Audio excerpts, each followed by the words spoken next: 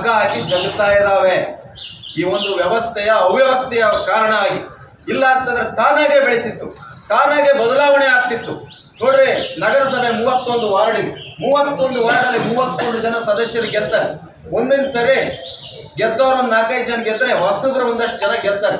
ಈ ರೀತಿ ಗೆಲ್ಲೋದ್ರಿಂದ ನಲ್ಲಿ ಕಂದಾಯ ಕಾಲಕ್ಕೆ ಕಟ್ಟಬೇಕು ಅಂತಕ್ಕಂಥದ್ದನ್ನ ಯಾರೋ ಅಧಿಕಾರಿಗಳು ಬಂದು ಒತ್ತಾಯ ಮಾಡೋದು ಬೇಡ. ಅವನಿಗೆ ತರಬೇತಿ ಕೊಟ್ಟಿರ್ತಾರೆ. ಮೈಸೂರಲ್ಲೋ, ಮಂಡ್ಯದಲ್ಲೋ, ಅಥವಾ ತಮಿಳ್ನಾಡಲ್ಲೋ, ಎಲ್ಲೋ ಆಂಧ್ರದಲ್ಲೋ, ಅದಿಲ್ಲ ಅಂತಂದ್ರೆ ಡೆಲ್ಲಿಗೂ ಕರೆಸಿ ತರಬೇತಿ ಕೊಡ್ತಾರೆ. ಆತ ಒಂದು ಆಡಳಿತವನ್ನ ಹೇಗೆ ಮಾಡಬೇಕಾಗುತ್ತೆ, ಇವತ್ತಿನ ಸಾಫ್ಟ್ವೇರ್ಗಳು ಏನು, ಇವತ್ತಿನ ವ್ಯವಸ್ಥೆ ಏನು, ಕಸವನ್ನ ವೈಜ್ಞಾನಿಕವಾಗಿ ಅದನ್ನು ಯಾವ ರೀತಿ ಸಂಸ್ಕರಣೆ ಮಾಡಬೇಕು, ಯಾವ ರೀತಿ ಮಾಡಿಸ್ಬೇಕು, ಒಂದು ಮಾದರಿ ವಾರ್ಡ್ ಅಂದ್ರೆ ಏನು, ಈ ರೀತಿಯ ತರಬೇತಿಗಳಿಗೆ ಕೋಟ್ಯಾಂತರ ರೂಪಾಯಿನ ಸರ್ಕಾರ ಖರ್ಚು ಮಾಡುತ್ತೆ. ಅವರ ಕೌಶಲ್ಯವನ್ನು ಹೆಚ್ಚು ಮಾಡುತ್ತೆ. ಬರೀ ಅಧಿಕಾರಿಗಳು ಸಿಬ್ಬಂದಿಗಳಿಗೆ ಮಾತ್ರ ಅಲ್ಲ, ಅವರಿಗೆ ಯಾವತ್ತೂ ತರಬೇತಿ ಇದೆ. ಈ ರೀತಿಯ 5 ವರ್ಷಕ್ಕೆ ಇರ್ತಕ್ಕಂಥ ಒಬ್ಬ ಜನಪ್ರತಿನಿಧಿಗಳಿಗೂ ಕೂಡ ಆತನ ಕೌಶಲ್ಯವನ್ನು ಹೆಚ್ಚು ಮಾಡ್ತಕ್ಕಂಥದ್ದು. ಬ್ಯಾಂಕ್ ಅಂದ್ರೆ ಏನು, ಸಾಲ ಹೆಂಗ್ ಕೊಡಬೇಕು, ಯಾವ ಯೋಜನೆ ಇದೆ, ಯಾವ ತರಕಾರಿ ಬೆಳಿಬೇಕು, ಯಾವ ಈ ಭೂಮಿಯಲ್ಲಿ ಯಾವ ಬೆಳೆ ಬೆಳಿಬೇಕು, ಯಾವ ಕಾಲಕ್ಕೆ ಬೆಳಿಬೇಕು, ಈ ರೀತಿಯ ಎಲ್ಲ ಜ್ಞಾನವನ್ನ ಯಾಕೆ ಆತನಿಗೆ ಕೊಡ್ತಾರೆ ಅಂತಂದ್ರೆ, ಆತ ವಾರ್ಡಿನ ಒಬ್ಬ ನಾಯಕ, ಆ ವಾರ್ಡಿನ ಲೀಡರ್ ಆತ. ಆ ವಾರ್ಡಿನಲ್ಲಿ ಇರ್ತಕ್ಕಂಥ ಎಲ್ಲ ಜನರಿಗೂ ಕೂಡ ಆತನ ಸದಸ್ಯತ್ವ ವ್ಯಾಪ್ತಿಯ ಜನರಿಗೆ ಆತ ಮಾರ್ಗದರ್ಶನ ಮಾಡ್ತಾನೆ. ಮಾಡಬೇಕು ಅಂತಕ್ಕಂಥ ಕಲ್ಪನೆ ಇವತ್ತು ಗ್ರಾಮ ಸ್ವರಾಜ್ ಕಲ್ಪನೆ ಇದೆ. ಅದೇ ರೀತಿ ನಗರ ವ್ಯಾಪ್ತಿಯಲ್ಲಿ ನಗರಸಭಾ ಸದಸ್ಯರು, ಅದೇ ಪೌರಾಡಳಿತ ವ್ಯಾಪ್ತಿಯಲ್ಲಿ ಅವರು ಪೌರರಿದ್ದಾರೆ, ಪುರಸಭಾ ಸದಸ್ಯರಿರ್ತಾರೆ, ಪಟ್ಟಣ ಪಂಚಾಯಿತಿ ಸದಸ್ಯರುಗಳು. ಈ ರೀತಿ ಎಲ್ಲರಿಗೂ ಕೂಡ ತರಬೇತಿಯನ್ನು ಕೊಡೋದ್ರ ಮೂಲಕ ನಾಯಕತ್ವವನ್ನು ಗಟ್ಟಿಗೊಳಿಸ್ತಾ ಇದ್ರು. ಆದರೆ ಇವತ್ತು ಅಂತಹ ನಾಯಕತ್ವಕ್ಕೆ, ಅಂತಹ ನಾಯಕತ್ವದ ವ್ಯವಸ್ಥೆಗೆ ಚಪ್ಪಡಿ ಎಳೆದಿದ್ದಾರೆ ಅಂತಂದ್ರೆ, ಇದು ಇಡೀ ಕರ್ನಾಟಕ ರಾಜ್ಯದಲ್ಲೇ ಇವತ್ತು ಸಂಖ್ಯೆ ಕಡಿಮೆ ಇರಬಹುದು. ಅತ್ಯಂತ ಗುಣಮಟ್ಟದ ಪ್ರತಿಭಟನೆ ಅಂತೇಳಿ ನಾನು ಭಾವಿಸ್ತೇನೆ. ಪ್ರಧಾನಿಯಾಗಿದ್ದಾಗ ಸ್ವಲ್ಪ ಸಂಕ್ಷಿಪ್ತವಾಗಿ ಭಾಷಣ ಮಾಡಿದ್ರೆ ಒಳ್ಳೆಯದಿಲ್ಲ. 3 ನಿಮಿಷ. ರಾಜೀವ್ ಗಾಂಧಿ ಅವರು ಪ್ರಧಾನಿಯಾಗಿದ್ದಾಗ, ಅವರು ಪ್ರಧಾನಿಯಾಗ ಮೊದಲು ದೇಶದಲ್ಲಿ ಎಲ್ಲ ರಾಜ್ಯದಲ್ಲಿ ಗ್ರಾಮ ಪಂಚಾಯಿತಿ, ಜಿಲ್ಲಾ ಪಂಚಾಯಿತಿ, ತಾಲೂಕ್ ಪಂಚಾಯಿತಿ, ಪಟ್ಟಣ ಪಂಚಾಯಿತಿ, ಪುರಸಭೆ, ನಗರಸಭೆ, ಕಾರ್ಪೊರೇಷನ್ಗಳ ಎಲೆಕ್ಷನ್ನು 10, 15, 20, 25 ವರ್ಷದ ವಿಳಂಬ ಆಗಿ ದೇಶಾದ್ಯಂತ ನಡೀತಾ ಇತ್ತು. ಮಹಾತ್ಮ ಗಾಂಧಿಯವರ ಸ್ವರಾಜ್ಯ, ಗ್ರಾಮ ಸ್ವರಾಜ್ಯ ಒಂದು ತತ್ವದಲ್ಲಿ ನಂಬಿಕೆ ಇಟ್ಟಂಥ ರಾಜೀವ್ ಗಾಂಧಿಯವರು ಆಲೋಚನೆ ಮಾಡಿ ಲೋಕಸಭೆಗೆ, ವಿಧಾನಸಭೆಗೆ ಅವಧಿ ಮುಗಿಯೋದ್ರೊಳಗೆ ಚುನಾವಣೆ ನಡೆಯಿತು. ಒಂದು ಸರಿನೂ ಆಡಳಿತಾಧಿಕಾರಿ ರಾಜ್ಯಪಾಲರು ನಂಗೆ ಹಾಕಲ್ಲ. ಅದೇ ರೀತಿಲಿ ಈ ಪಂಚಾಯತ್ ರಾಜ್ ಸ್ಥಳೀಯ ಸಂಸ್ಥೆಗಳಿಗೆ, ನಗರ ಪಾಲಿಕಾ ಸಂಸ್ಥೆಗಳಿಗೆ ಕಡ್ಡಾಯವಾಗಿ ಚುನಾವಣೆ ನಡೀಬೇಕು ಅಂತ ರಾಜೀವ್ ಗಾಂಧಿ ಅವರು ಸಂವಿಧಾನದ 73, 74ನೇ ಕಲಮಿಗೆ ತಿದ್ದುಪಡಿ ತಂದು ಲೋಕಸಭೆಯಲ್ಲಿ, ರಾಜ್ಯಸಭೆಯಲ್ಲಿ ಪಾಸಾಗಿ ಅದು ರಾಷ್ಟ್ರಪತಿ ಅಂಕಿತನೂ ಆಗಿ ಕೊನೆಗೆ ಕಾನೂನಾಗಿ ದೇಶದಲ್ಲಿ ಜಾರಿಯಲ್ಲಿದೆ. ಆ ಒಂದು ಲೋಕಸಭೆ ಅಧಿವೇಶನದಲ್ಲಿ ಇದನ್ನು ಜಾರಿ ಮಾಡಿದಾಗ ವಿರೋಧ ಪಕ್ಷದ ನಾಯಕರಾಗಿ ಜಾರ್ಜ್ ಫರ್ನಾಂಡಿಸ್ ಅವರಿದ್ದು, ಅವರು ಅತ್ಯಂತ ಕಾಂಗ್ರೆಸ್ಸಿನ ಕಡು ವಿರೋಧಿ. ಆದರೂ ಸಹ ಅವರು ಇಡೀ ದೇಶದಲ್ಲಿ ಕಾಂಗ್ರೆಸ್ ಮಾಡಿರೋ ಒಂದು ಒಳ್ಳೆ ಕೆಲಸ ಇದು ಅಂತ ಹೇಳಿ ಅವರು ಶ್ಲಾಘನೆ ಮಾಡಿದ್ರು. ಮತ್ತು ಎಲ್ಲ ಜಾತಿಯ ಮಹಿಳೆಯರಿಗೆ, ದಲಿತರಿಗೆ, ಹಿಂದುಳಿದ ವರ್ಗದವರಿಗೆ 33% ಮೀಸಲಾತಿಯನ್ನು ಮಾಡಲಿಕ್ಕೂ ಸಹ ರಾಜೀವ್ ಗಾಂಧಿ ಅವರು ಕಾನೂನನ್ನು ಮಾಡಿದ್ರು. ಅದು ಮಾಡಿದ ನಂತರ ಕಡ್ಡಾಯವಾಗಿ ಚುನಾವಣೆಗಳು ನಡೀಲೇಬೇಕು. ಆದರೆ ಕಳೆದ ಸರ್ಕಾರ, ಹಿಂದಿನ ಸರ್ಕಾರ, ಈಗಿನ ಸರ್ಕಾರಗಳು 5 ವರ್ಷ ಆದರೂ ತಾಲೂಕ್ ಪಂಚಾಯತಿ, ಜಿಲ್ಲಾ ಪಂಚಾಯತಿ ಚುನಾವಣೆಗಳನ್ನು ನಡೆಸಲಿಲ್ಲ. ಇವತ್ತು ಒಂದು ಪಕ್ಷದ ಮೇಲೆ ನಾವೇ ಸಂವಿಧಾನ, ಅವರು ಸಂವಿಧಾನ ವಿರೋಧಿಗಳು, ನಾವು ಸಂವಿಧಾನದ ಪರ ಅಂತ ಪುಸ್ತಕ ಇಟ್ಕೊಂಡು ಮಾತಾಡೋರು ಸಹ ರಾಜೀವ್ ಗಾಂಧಿ ತತ್ವ ಸಿದ್ಧಾಂತ ಒಪ್ಪಬೇಕಾದವರು ಸಹ ಅವ್ರ ಪಕ್ಷದವ್ರು ಇದ್ರೂ ಸಹ ಇವತ್ತು 2.5 ವರ್ಷದಿಂದ ಚುನಾವಣೆಗಳಾಗಿಲ್ಲ. ನಮ್ಮ ಹಿತಕರ್ ಜೈನ್ ಹೇಳ್ದಂಗೆ ಯಾಕೆ ಈ ಚುನಾವಣೆಗಳನ್ನು ಕೋರ್ಟ್ಗಳಲ್ಲಿ ಮುಂದಾಕಕ್ಕೆ ಸ್ಟೇ ಎಲ್ಲ ಮಾಡಿಸ್ತಾರೆ ಅಂದರೆ, MLAಗಳು, MP ಗಳು, ಮಿನಿಸ್ಟ್ರಿಗಳು ಅವ್ರ ಪಕ್ಷದ ಸರ್ಕಾರ ಇದ್ದಾಗ ಇಂಥದೇ ಮೀಸಲಾತಿ ಬರಬೇಕು ಅಂತ ಅಲ್ಲಿ ಮಾಡಕ್ಕೆ ಹೋಗಿ ಅದು ಎಡವಟ್ಟಾದಾಗ ಹೈಕೋರ್ಟ್ಗಳು ಸ್ಟೇ ಕೊಡ್ತಾರೆ. ಆ ಥರದ ಅಧಿಕಾರವನ್ನು ಸರ್ಕಾರ ವಾಪಸ್ ಕೊಡಬೇಕು ಅಂತ ಚುನಾವಣಾ ಆಯೋಗಕ್ಕೆ ಚುನಾವಣಾ ಆಯುಕ್ತರಾದಂಥ ಶ್ರೀನಿವಾಸ್ ಆಚಾರ್ಯ ಒಂದ್ಸರಿ ಆದಾಗ ಪತ್ರ ಬರೆದಿದ್ರು. ನೀವು ಮೀಸಲಾತಿ ಅಧಿಕಾರನ ನಮಗೆ ಕೊಡಿ ಚುನಾವಣಾ ಆಯೋಗಕ್ಕೆ, ಒಂದು ದಿನ ತಡ ಆಗದೆ ಇದ್ದಂಗೆ ನಾವು ಚುನಾವಣೆ ನಡೆಯಂಗೆ ಮಾಡ್ತೀವಿ ಅಂತ ಹೇಳಿದ್ರು. ಆದರೆ ಸರ್ಕಾರ ಕೊಡ್ತಿಲ್ಲ. ಇವತ್ತು ರಾಜ್ಯ ಹೈಕೋರ್ಟ್ ಸರ್ಕಾರಗಳಿಗೆ ಚೀಮಾರಿ ಹಾಕಿದೆ, 50 ಲಕ್ಷ ರೂಪಾಯಿ ದಂಡನೂ ಹಾಕಿದ್ದಾರೆ. ಸುಪ್ರೀಂ ಕೋರ್ಟು ಚೀಮಾರಿ ಹಾಕಿದೆ ಸಕಾಲಕ್ಕೆ ಚುನಾವಣೆ ನಡೆಸ್ತಾ ಇರೋದ್ರಿಂದ. ಯಾವ ಸರ್ಕಾರ ಆಗಲಿ ಯಾವ ಪಕ್ಷ ಆಗಲಿ ಈ ಚುನಾವಣೆಗಳನ್ನು ಇವತ್ತು ಆಡಳಿತಾಧಿಕಾರಿಗಳೇನು ಹಾಕಿದ್ದಾರೆ, ಸಂವಿಧಾನದ 74ನೇ ಕಲಮಲ್ಲಿ ತಿದ್ದುಪಡಿ ಆಗಿರೋದ್ರಲ್ಲಿ ಒಂದಿನೂ ಆಡಳಿತಾಧಿಕಾರಿಗಳು ಇರೋದಕ್ಕೆ ಅವಕಾಶ ಇಲ್ಲ. ಸಂವಿಧಾನಬದ್ಧವಾಗಿ ತಕ್ಷಣದಲ್ಲಿ ಚುನಾವಣೆ ಆಗಲೇಬೇಕು.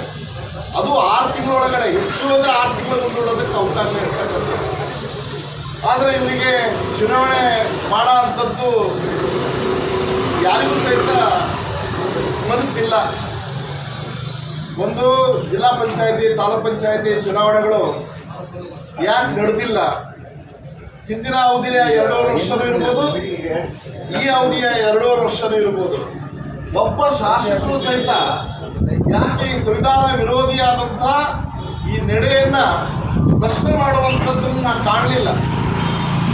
ಶಾಸಕರಾದವರು ಧ್ವನಿ ಎತ್ತಬೇಕು, ಪಕ್ಷಾತೀತವಾಗಿ ವಿಧಾನಸಭೆಯಲ್ಲಿ ಧ್ವನಿ ಎತ್ತ ಅಂಥದ್ದು ಆಗಬೇಕಿತ್ತು. ಇಲ್ಲ, ಕೆಳಗಡೆ ಕೆಲಸ ಮಾಡೋದಕ್ಕೆ ನಮಗೆ ತೊಂದರೆ ಆಗ್ತಾ ಇದೆ. ಗ್ರಾಮ ಪಂಚಾಯತಿ, ತಾಲೂಕ್ ಪಂಚಾಯತಿ, ಜಿಲ್ಲಾ ಪಂಚಾಯತಿ ಇದ್ದರೆ ಜನರ ಸಮಸ್ಯೆಗಳನ್ನು, ಸಣ್ಣ ಸಣ್ಣ ಸಮಸ್ಯೆಗಳನ್ನು, ಸಣ್ಣ ಸಣ್ಣ ಅಭಿವೃದ್ಧಿ ಕೆಲಸಗಳನ್ನು ಅವ್ರು ಮಾಡಿ ಬಗೆಹರಿಸ್ತಾರೆ. ನಮಗೆ ಭಾಳ ಸಮಸ್ಯೆ ಆಗ್ತಾ ಇದೆ. ಜನರು ಪ್ರತಿಯೊಂದಕ್ಕೂ ನಮ್ಮ ಹತ್ರ ಬರಬೇಕು. ಸಾಮಾನ್ಯ ಜನರು ನಮ್ಮ ಹತ್ರ ಬರ್ಲಿಕ್ಕೆ ಸಾಧ್ಯ ಆಗಲ್ಲ, ನ್ಯಾಯ ಪಡೆಯೋದಕ್ಕೆ ಸಾಧ್ಯ ಆಗಲ್ಲ. ಹಾಗಾಗಿ ಚುನಾವಣೆ ಕಾಲಕ್ಕೆ ಸರಿಯಾಗಿ ನಡಿಬೇಕು ಅಂತೇಳಿ ವಿರೋಧ ಪಕ್ಷಗಳು ಮಾತಾಡಬೇಕು, ಆಡಳಿತ ಪಕ್ಷದಲ್ಲಿದ್ದವರು ಸಹಿತ ಮಾತಾಡಬೇಕು. ಆದರೆ ವಿರೋಧ ಪಕ್ಷದವರು ಮಾತಾಡಲ್ಲ, ಆಡಳಿತ ಪಕ್ಷದವರು ಮಾತಾಡಲ್ಲ. ಇದು ಬಹಳ ಆಶ್ಚರ್ಯ. ಕರ್ನಾಟಕದ 3 ರಾಜಕೀಯ ಪಕ್ಷದ ನಾಯಕರು ಸಹಿತ ಆತ್ಮಾವಲೋಕನ ಮಾಡ್ಕೋಬೇಕು. ಯಾಕೆ ಇದು ಹೀಗೆ? ಕೆಳ ಹಂತದ ಕಾರ್ಯಕರ್ತ, ಪ್ರತಿಪಕ್ಷ ಎಲ್ಲ ಪಾರ್ಟಿಯಲ್ಲೂ ಕೆಳ ಹಂತದ ಕಾರ್ಯಕರ್ತ ಇದ್ದಾರೆ. ಅವನಿಗೆ ನಾಯಕತ್ವ ಕೊಡೋದಕ್ಕೆ ಇಷ್ಟ ಇಲ್ವಾ? ಇಷ್ಟ ಇಲ್ಲ ತಾನೆ? ಇಷ್ಟ ಇಲ್ಲ ಅನ್ನೋದೇ ವಿಧಾನಸಭೆ ಒಳಗೆ ನೀವ್ಯಾರು ಮಾತಾಡಲ್ಲ ಅಂದ್ರೆ ನಿಮಗೆ ಕೆಳ ಹಂತದ ಕಾರ್ಯಕರ್ತ ಬರೀ ಪಾಂಪ್ಲೆಟ್ಸ್ ಹಂಚಕ್ಕೆ ಮಾತ್ರ ಬೇಕು. ಚುನಾವಣೆ ಬಂದಾಗ ಪಾಂಪ್ಲೆಟ್ಸ್ ಹಂಚುವ ಕಾರ್ಯಕರ್ತ ಮಾತ್ರ ಬೇಕು, ಬಿಟ್ರೆ ಲೀಡರ್ ಆಗುವ ಕಾರ್ಯಕರ್ತ ಬೇಡ. ಮೀಸಲಾತಿಯನ್ನು ಸಹಿತ ಹಾಳು ಮಾಡುವಂತ ಕೆಲಸ. ಯಾಕಂದ್ರೆ ಶಾಸನಸಭೆ, ಲೋಕಸಭೆಗೆ 25ರಿಂದ 30 ವರ್ಷ ಮೀಸಲಾತಿಗಳು. ಒಂದು ಮೀಸಲಾತಿ ಬಂದ್ರೆ ಆ ಮೀಸಲಾತಿ ಹಾಗೆ ಇರುತ್ತೆ ಆ ಕ್ಷೇತ್ರದಲ್ಲಿ. ಕಾರಣ ಆ ವ್ಯಕ್ತಿಯ ನಾಯಕನಾಗಿ ಬೆಳಿಬೇಕು ಅಂತೇಳಿ ಆಯಾ ಮೀಸಲಾತಿಯಿಂದ ಆಯ್ಕೆ ಆದವನು ತಾಲೂಕು ಮಟ್ಟದಲ್ಲಿ, ಜಿಲ್ಲಾ ಮಟ್ಟದಲ್ಲಿ ಬೆಳಿಬೇಕು ಅಂತ. ಇದು ಹಾಗಲ್ಲ. ಹಿಂದೆ ರಮೇಶ್ ಕುಮಾರ್ ಒಂದು ವರದಿ ಕೊಟ್ಟರು, ಅದು 10 ವರ್ಷ ಮೀಸಲಾತಿಯ ಅವಕಾಶಗಳು ಒಂದು ಕ್ಷೇತ್ರದಲ್ಲಿ ಬಂದ್ರೆ 10 ವರ್ಷ ಇರಬೇಕು ಅಂತೇಳಿ.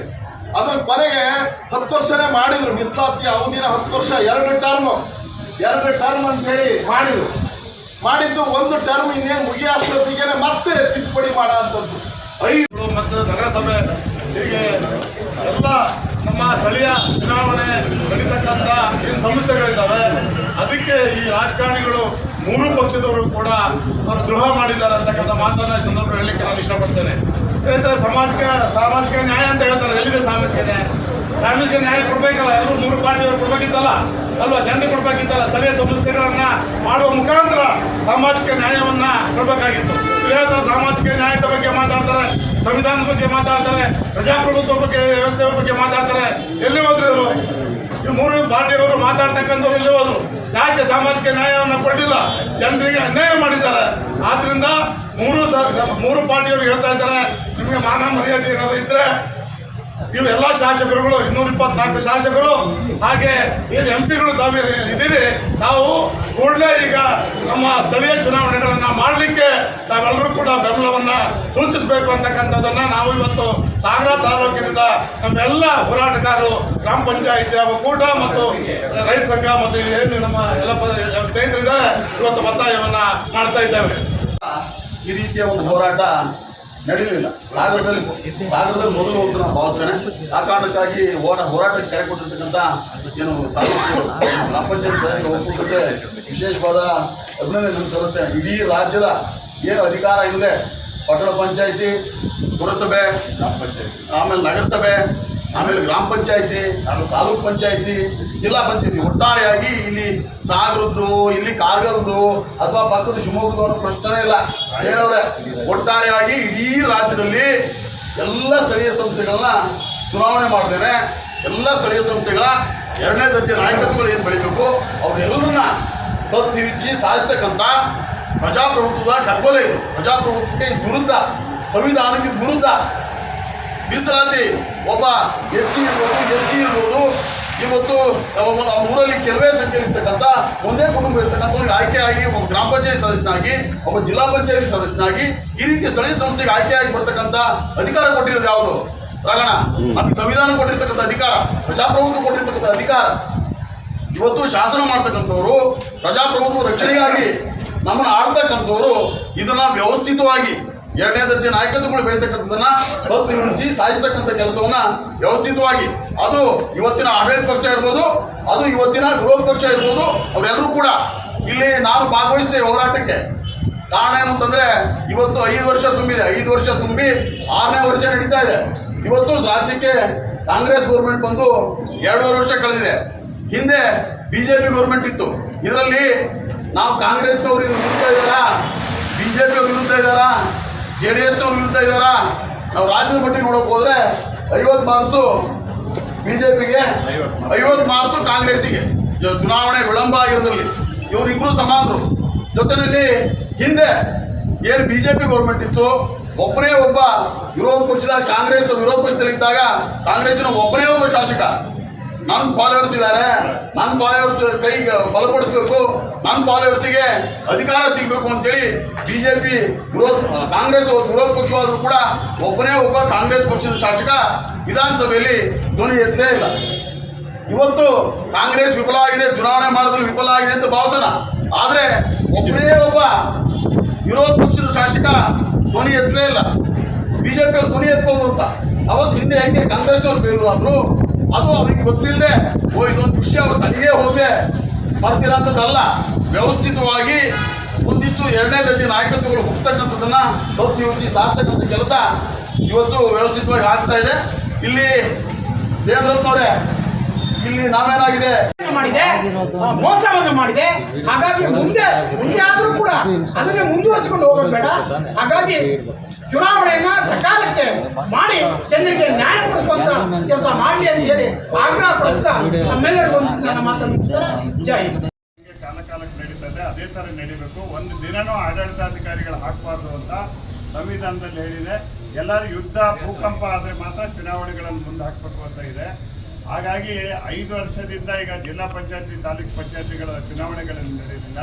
ಗ್ರಾಮ ಪಂಚಾಯತಿಗಳು ಅವಧಿ ಮುಗಿದೋಗಿದೆ. ತಾಲೂಕ್ ಪಂಚಾಯತಿ ಕಚೇರಿ ಹಾಳು ಬಿದ್ದಿದೆ, ಜಿಲ್ಲಾ ಪಂಚಾಯತಿ ಕಚೇರಿ ಹಾಳು ಬಿದ್ದಿದೆ. ಯಾವುದೇ ರೀತಿ ಕೆಲಸಗಳು ಆಗ್ತಿಲ್ಲ. ಜೊತೆಗೆ ನಗರಸಭೆ, ಪುರಸಭೆ, ಪಟ್ಟಣ ಪಂಚಾಯತಿದು ಆಗ್ತಿಲ್ಲ. ತಕ್ಷಣವೇ ಸಂವಿಧಾನ ವಿರೋಧಿಯಾಗಿರ್ತಕ್ಕಂಥ ಈ ನಡವಳಿಕೆಯನ್ನು ನಾವು ಅತ್ಯಂತ ಗಂಭೀರವಾಗಿ ಖಂಡಿಸ್ತೀವಿ. ತಕ್ಷಣವೇ ಚುನಾವಣೆ ನಡೆಸಲಿಕ್ಕೆ ರಾಜ್ಯ ಸರ್ಕಾರಕ್ಕೆ ಶಿಫಾರಸು.